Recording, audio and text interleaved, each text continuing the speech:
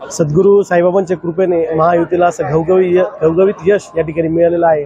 मी प्रभाग क्रमांक 9 मधून मी आणि माझ्यासोबत अलकाताई गोतीस आम्ही दोघं उमेदवार मोठ्या मताधिक्याने निवडून आलो आहे। मी सर्वप्रथम शिर्डी शहरामध्ये महायुतीचे शिल्पकार म्हणता येईल ते मार्गदर्शक म्हणता येईल माननीय नामदार राधाकृष्ण विखे पाटील तसेच सुजितदादा विखे पाटील यांचे विशेषतः आभार मानेल। आमचे काका माननीय गोपीनाथ बापू गोंडकर तसेच रमेश भाऊ गोंडकर व आमचे काका केशव आप्पा गोंडकर या तिघांचं आम्हाला घरगुती मार्गदर्शनामुळे मला यश प्राप्त करता आलं। माझ्या पाठीमागे आमचं सर्व कुटुंब, माझे भाऊ असतील, माझे चुलते असतील, सर्व या ठिकाणी पाठीशी उभे होते आणि सर्वात महत्त्वाची मायबाप जनता माझ्या प्रभागातली आहेत त्याच्यामुळे मी नतमस्तक होऊन त्यांना या ठिकाणी त्यांचे आभार व्यक्त करतो की त्यांनी एवढा मोठा विजय माझ्या या ठिकाणी आज करून दिलेला आहे।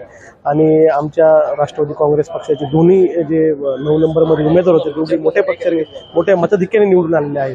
आमचे राष्ट्रीय अध्यक्ष माननीय अजितदादा पवार आणि आमच्या कोपरगाव तालुक्याचे आमदार माननीय आशुतोषदादा काळे यांनी माझ्यावर विश्वास ठेवला आणि महायुतीकडून राष्ट्रवादीमध्ये मला तिकीट मिळवून दिलं त्याबद्दल मी दोघांचे आभार व्यक्त करतो।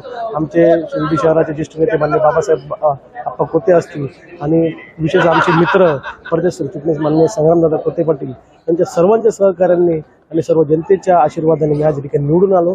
मी सर्वांच्या या ठिकाणी आभार व्यक्त करतो आणि इथून पुढे या 5 वर्षामध्ये जनतेची सेवा करण्यासाठी मला निवडून दिलेलं आहे ते काम मी निश्चितपणे पूर्ण करेल असा मला विश्वास आहे।